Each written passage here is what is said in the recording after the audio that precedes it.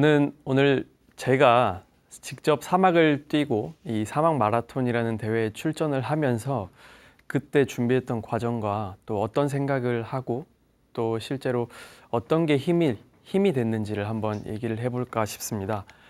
처음 이야기를 시작하기 전에 이 사막 마라톤, 이 극지 마라톤은 도대체 무엇이냐?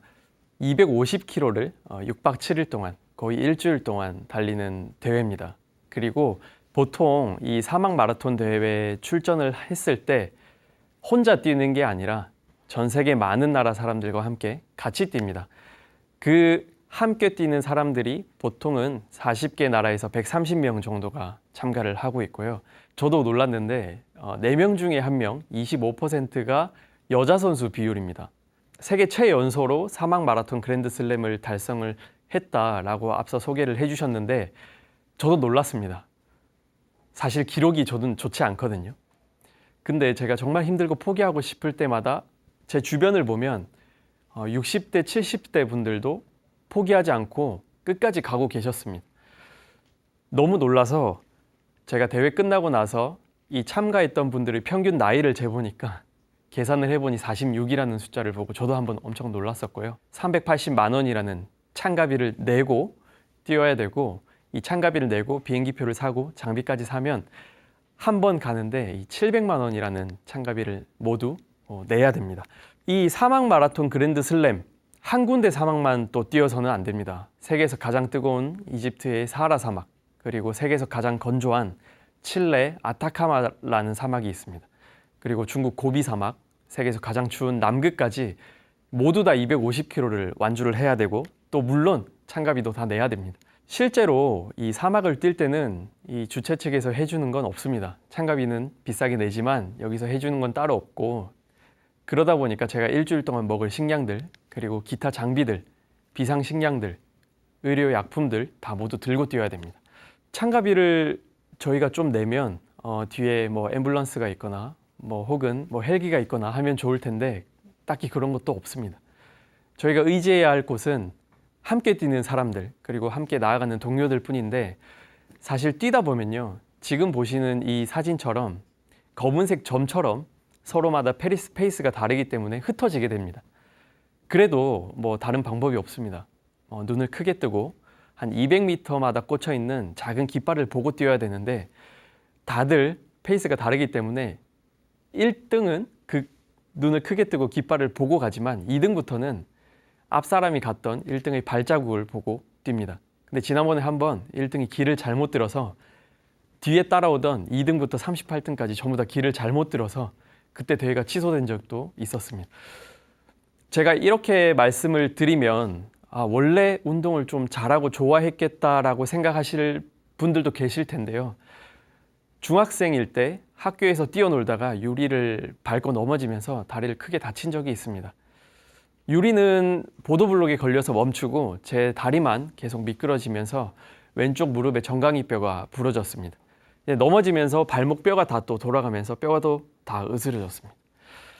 제가 태어나서 2번을 기절을 했는데 이때 넘어지자마자 바로 첫 번째 기절을 했습니다.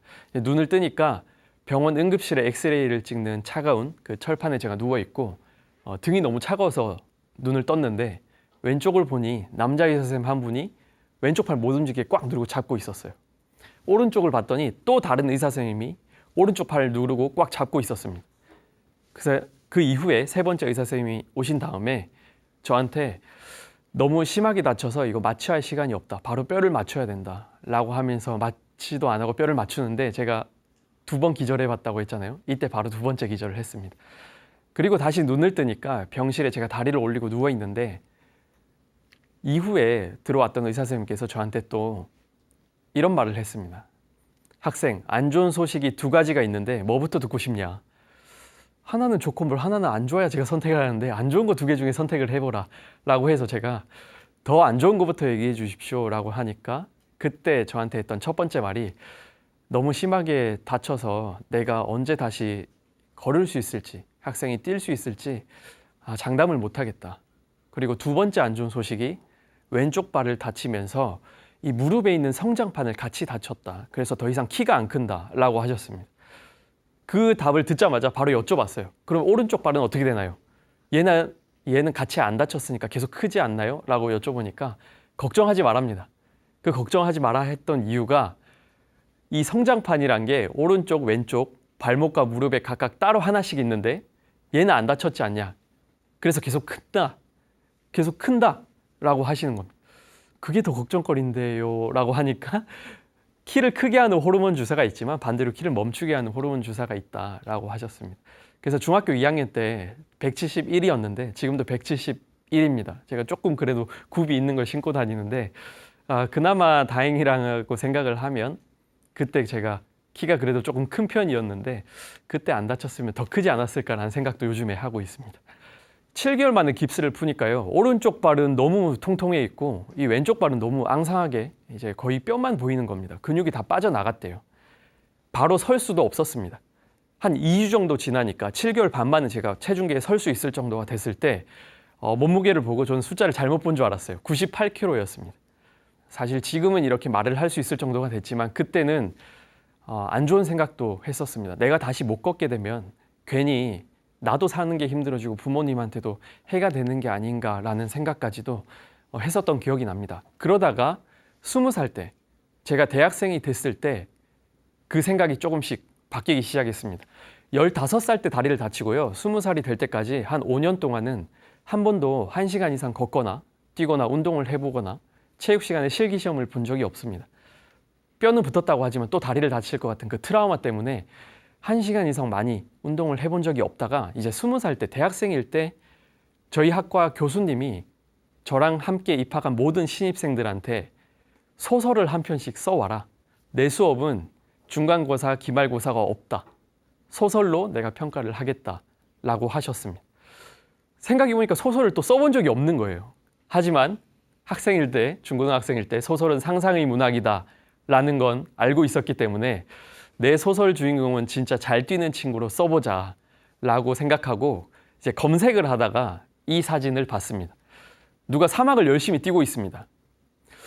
보면서 와, 사막이란 곳은 한번 가보고 싶은 곳인데 어린 왕자라는 책에 봐도 사막 여우도 있고 모래와 밤이 되면 정말 커다란 달 그리고 나 혼자 있을 수 있는 그런 사막 한번 가보고 싶은데 이 사람은 왜 이렇게 사막을 열심히 뛰고 있나 클릭해 봤더니 이 사막 마라톤이라는 대회에 출전한 친구의 사진이었습니다. 나도 한번 사막이라는 곳에 가보고 싶은데 250km는 완주할 자신이 없다. 대신 여기 이 사막에 10km만이라도 뛰어보고 소설을 한 편 써보자 라는 생각이 이때 들어서 3년 반 정도 재활 치료를 받고 처음 사하라 사막 마라톤 대회에 출전을 했습니다. 근데 또 한 가지 문제가 있었습니다. 두 번째 문제가 뭐였냐면요. 앞서 제가 이 사막 마라톤 소개를 할 때 제일 마지막 줄에 참가비를 말씀드렸습니다. 저는 그전까지는 이 참가비가 있는지 몰랐습니다.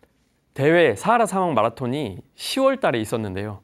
한 달 전에 9월 중순쯤에 참가 신청을 하려고 홈페이지에 들어갔다가 그때 380만 원을 내야 된다는 걸 알았습니다. 한 달밖에 안 남았는데 이 참가비랑 비행기표까지 다 700만 원을 어떻게 마련을 할까 이제 고민을 하다가 그때 당시에 제가 다녔던 대학교 앞에 살고 있던 그 자취방을 부모님 몰래 뺐습니다. 이 자취방이 보증금 1,000만 원에 월세 40만 원짜리였던 방이었는데요. 그 방을 빼고 그 보증금으로 일단 참가비를 내고 비행기표를 샀습니다.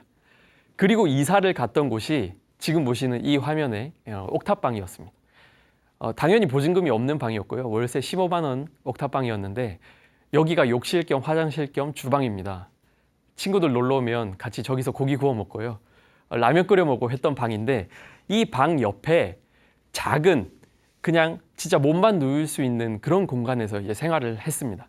한 달 앞으로 다가온 이 사막 마라톤 대회를 여기서 먹고 자고 하면서 기다리고 있는데 문득 이런 생각이 드는 겁니다. 어차피 한 달 동안 내가 열심히 아르바이트를 해도 이 참가비를 못 마련할 거고 열심히 갔다 와서 아르바이트를 해도 쉽지 않을 텐데 좀 다른 방법이 없을까 고민을 하다가 제가 이 방 옆에 작은 몸을 누울 수 있는 방이 있다고 했잖아요. 그 방에 창문이 하나 있었습니다. 한 9월 말쯤 되니까 찬바람이 들어오길래 신문지로 이 문풍지를 바람을 안 들어오게 붙이다가 그때 신문 기사 하나를 봤습니다. 우리 회사가 원하는 인재상 키워드라는 제목의 기사였고, 우리가 이름만 들어도 아는 그런 대기업의 인사 담당자분들이 우리 회사는 이런 사람들을 뽑고 싶습니다, 인터뷰했던 기사였어요. 그래서 제가 쭉 붙이다가 세로로 봤습니다. 보니까 도전, 열정, 패기, 청춘, 실패, 뭐 우리가 아는 그런 뻔한 단어들인 거예요. 그래서 그냥 포기할까, 이런 회사를 이렇게 말했던 회사에 그냥 내가 한번 어차피 한 달 동안 열심히 알바해도 돈을 못 모으니까, 그리고 갔다 와서 모은다고 해도 한참 걸리니까 그 남은 기간 동안 이런 회사에 제안서를 써보자 라는 생각이 들어서 그때부터 제안서를 쓰기 시작했습니다. 저는 이런 학생이고 이런 꿈이 있습니다. 사학 마라톤 대회는 이런 대회고요. 저를 참가비를 후원해 주시면 제가 여러분의 회사를 홍보해 드리겠습니다 라는 제안서였어요. 이때 저를 참가비를 후원해 주시면 제가 이렇게 해드리겠습니다 라고 적었던 공약이 있었어요. 그게 뭐였냐? 첫 번째, 회사 현수막을 만들어서 이 사하라 사막 마라톤 꼬린 지점이 피라미드가 있는 곳이니 피라미드 앞에서 회사 현수막을 들고 사진 찍어서 보내드리겠습니다. 홍보 자료로 쓰세요. 그리고 두 번째는 갔다 와서 열심히 제가 처음 목표했던 책을 쓰고, 혹시나 신문사나 잡지사에서 인터뷰를 요청을 하면 저는 그때 회사에 도움을 받았다고 쓰겠습니다. 이 두 가지 공약이었어요. 저는 사실 이때까지만 해도 제안서를 보내면 조금 많이 후원을 받을 수 있을 줄 알았습니다. 하지만 기대했던 것과 달리 27군데에서는 답장이 안 왔고요. 3군데에서는 거절당하는 답장이 왔습니다. 근데 대회 일주일 남았을 때 답장 안 왔던 27군데 회사 중에서 한 군데 회사에서 답변이 왔습니다. 메일로 된 답변이었는데요. 메일을 열어보니까 학생이 보낸 제안서를 잘 봤다. 내가 개인적으로나 회사 차원에서 참가비를 후원해 주긴 힘들지만 네가 썼던 제안서를 첨삭해 줄 수는 있겠더라 하면서 첨부 파일로 수정본을 보내주셨습니다. 그걸 보고 저는 엄청 놀랐는데요. 제가 썼던 제안서 28장이었는데 그분이 수정해서 보내주었던 제안서는 1장이었습니다. 뒤가 잘린 줄 알고 부랴부랴 전화를 해서 여쭤봤더니 내가 그 질문을 할 줄 알았다. 내가 수정한 제안서는 이 회사용이기 때문에 많고 긴 걸 회사들은 보지 않는다. 네가 썼던 1장짜리 제안서로 제안을 다시 다른 군데 해보고 추가로 미팅을 하자고 요청하거나 추가 자료를 요청을 했을 때 네가 썼던 제안서 28장짜리를 보내드려라. 근데 뭔가 자신감이 생기는 거예요. 그 말 들으니까 이게 정말 실제로 회사에서 쓰는 제안서구나. 이번에는 답이 오지 않을까. 기다려도 답변이 안 와서 이번에 좀 생각을 놨습니다. 포기했습니다. 역시 그냥 내가 열심히 아르바이트해서 돈을 다시 마련해서 학교 앞에 다시 자취방을 구하는 게 더 서기 실현하고 빠르겠다라고 생각하고 포기하고 있는데, 다행히도 대회 출발 3일 전에 3군데 회사에서 답변이 왔습니다. 첫 번째 회사가 우리 회사가 참가비를 지원해 주겠다. 두 번째 회사가 비행기표를 지원해 주겠다. 세 번째 회사가 한 아웃도어 회사였는데요. 갈 때 필요한 모든 신발과 가방과 장비들을 다 지원해 주겠다라는 답변이었습니다. 그리고 이때 동시에 제가 어떤 걸 했었냐면요. 편지를 썼습니다. 그래도 후배가 한다고 하면 조금 더 적극적으로 도와주지 않으실까라는 생각에 제가 다녔던 대학교 그리고 졸업했던 고등학교 학교에서 발간했던 신문과 잡지를 뒤져서 졸업했던 선배님들 인터뷰했던 코너에 나왔던 분들에게 편지를 보냈습니다. 저 이런 후배고 지금 뭘 전공하고 있고 이런 목표로 가려고 하니 참가비를 좀 후원해 주시면 감사하겠습니다. 덕분에 또 선배님들도 많이 후원을 해 주셨습니다. 여기까지 제가 사하라 사막과 아타카마 사막, 고비 사막까지 그리고 갔다 올 수 있었던 이야기인데, 제일 마지막 한 군데가 남아 있습니다. 혹시 어디였는지 기억하실까요? 제일 마지막 한 군데 물음표로 제가 채워놨는데 제일 마지막은 남극입니다. 남극 마라톤 갈 때는 저는 이때까지도 몰랐습니다. 12월 달이 대회였는데 10월 달, 11월 달쯤에 참가 신청을 하려고 홈페이지에 들어갔다가 깜짝 놀랐습니다. 남극은 참가비가 1,800만 원이었어요. 이것도 역시나 한 달 전쯤에 알게 됐습니다. 어떡하지 고민을 하다가 내가 할 수 있는 걸 한번 해보자 라는 생각이 들어서 이번에는 지나가는 사람을 붙잡고 장미꽃을 팔았습니다.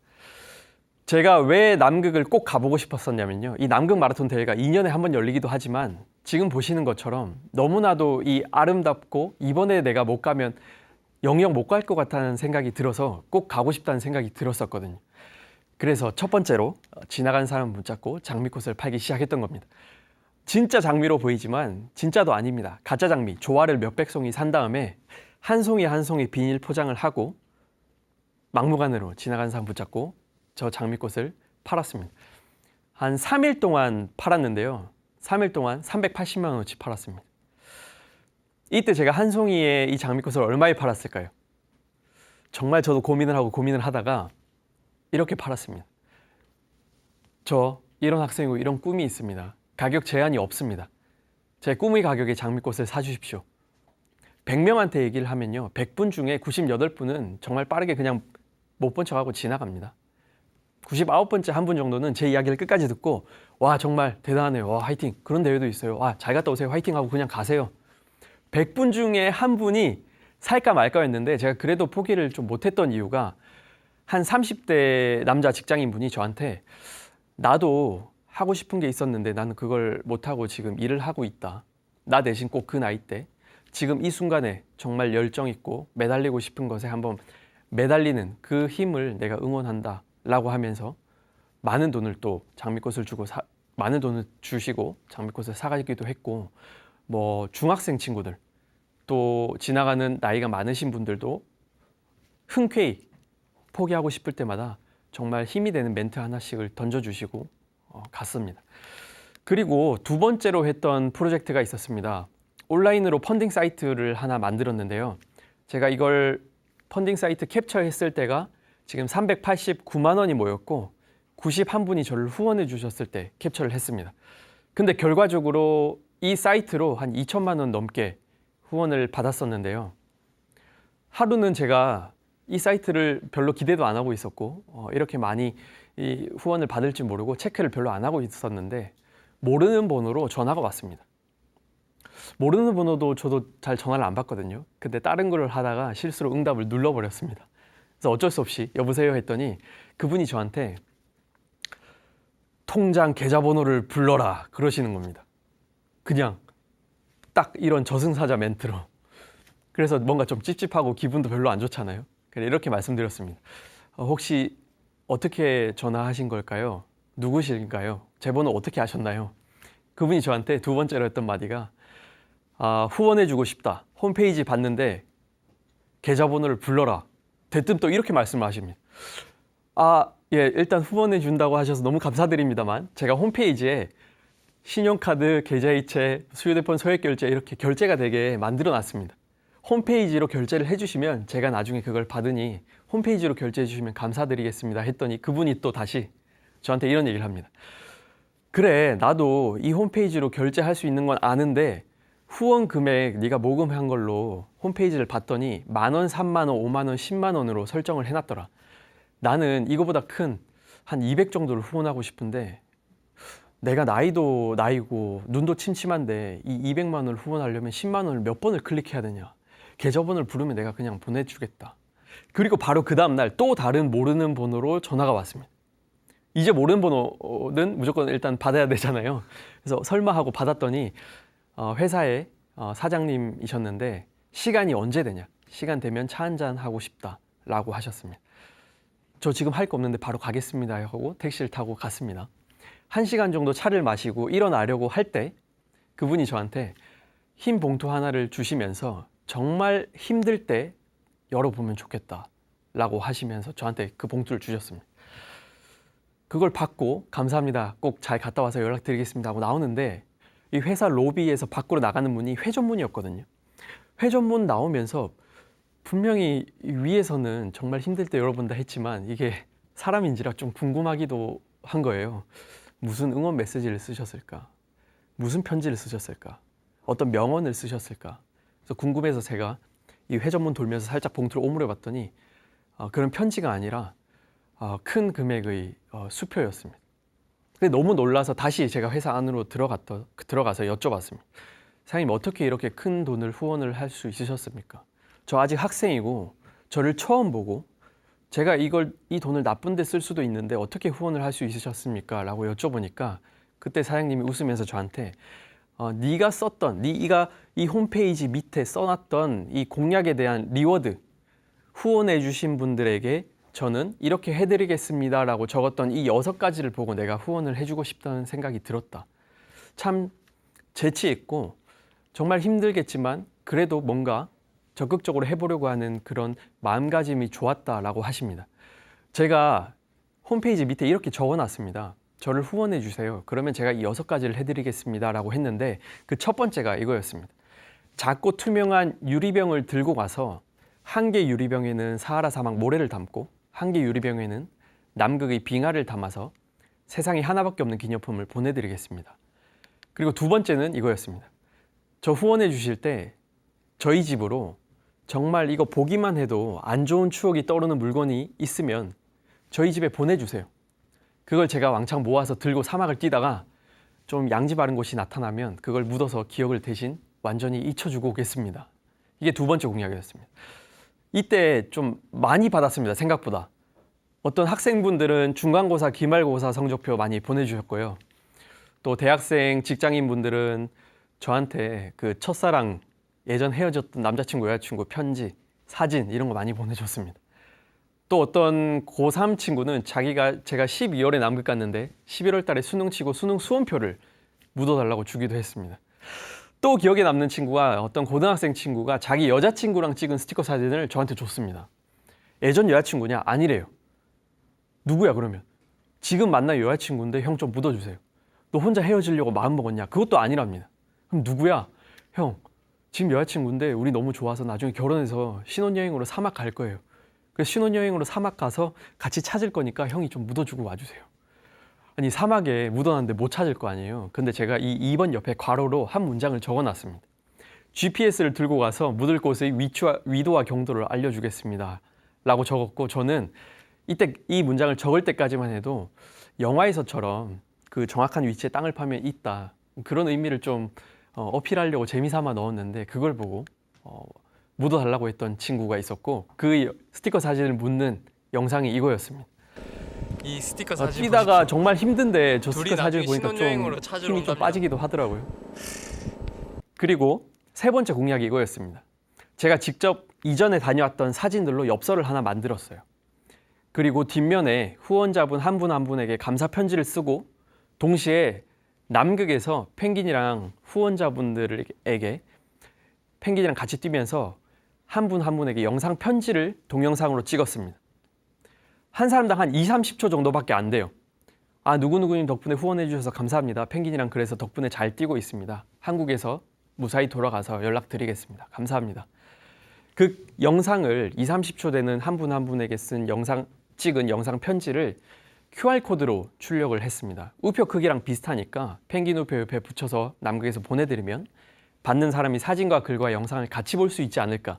그게 세 번째 공약이었고요. 네 번째는 후원자분 이름으로 성함으로 명찰을 만들었습니다. 뛰다가 정말 힘들고 포기하고 싶을 때 후원해 주셨던 분들을 생각하면서 포기하지 않겠습니다. 이게 네 번째였고 다섯 번째는 후원자분 성함으로 후원자분 이름으로 사막에 나무를 심어드리겠습니다. 제가 이걸 왜 적었었냐면요. 요즘에 황사, 미세먼지 정말 사막화 문제가 심한데 그런 거에 도움이 되는 해결에 도움이 되는 의미 있는 후원입니다. 라는 걸 좀 어필하려고 넣었어요.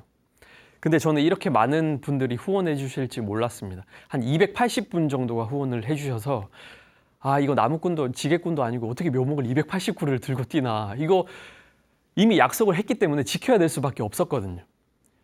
검색을 해서 한 군데 시민단체 그리고 NGO 단체를 찾았습니다. 사막에 나무 심는 단체였는데 제가 의뢰를 하고 여쭤봤더니 사막에 나무 심는 거 가능하다. 무슨 단체냐고 묻길래 그냥 개인이다 했습니다. 그럼 돈이 좀 많이 드실 텐데 라고 해서 제가 어느 정도 돈이 드냐 여쭤봤더니 한 300그루 심으려면 한 2천만 원 정도 필요하답니다. 근데 이미 약속을 했잖아요. 이 공약을 지켜야 되는 방법밖에 없었는데 또 검색을 하다가 이번에는 스마트폰 게임 어플리케이션을 하나 알게 됐습니다. 게임을 해서 나무를 키우면 실제 제가 회원가입을 할 때 썼던 제 이름으로 나무가 심어지고 어느 사막에 심어졌고 어떻게 크고 있는지가 제 메일로 옵니다.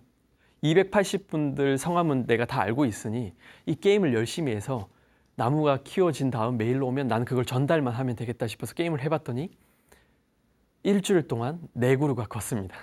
280kg 키우려면 몇 년 동안 게임만 해야 되는데 이것도 방법이 아닌 것 같아서요. 답답한 마음에 이 게임을 만든 대표님을 찾아갔습니다. 3번 만에 만났어요. 280kg 나무를 심어야 됩니다.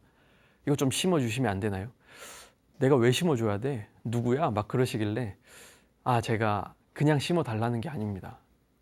이러이러한 사정이 있어서 심어달라고 말씀드리는 거고 제가 앞으로 남은 기간 동안 살면서 열심히 게임을 해서 60년이든 70년이 걸리든 게임을 계속 꾸준하게 해서 갚겠습니다. 대표님이 그 이야기를 듣고 뭔가 좀 마음이 바뀌셨나 봐요. 생각해보니까 이거 좀 재밌는 공약이다. 우리가 어차피 우리도 게임 만들고 사진도 올리고 홈페이지 홍보도 하는데 네가 썼던 이 공약, 이 사연을 우리가 홍보할 수 있게 좀 사용을 하게 해줄 수 있냐.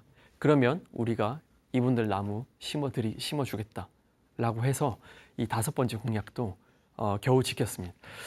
저는 요즘에 이 사막 마라톤을 한 다음 최근에는 우리나라나 해외에 있는 무인도들에서 여러 가지 프로젝트들을 진행을 하면서 무인도에 또 많이 가는데요. 사막과 무인도에 있을 때는 빨리 한국에 돌아오고 싶습니다. 근데 제가 한국에 있으면 빨리 또 사막과 무인도에 가고 싶다라는 생각이 들더라고요. 다리를 다쳤을 때만 해도 참 왜 나한테만 이런 일이 일어날까?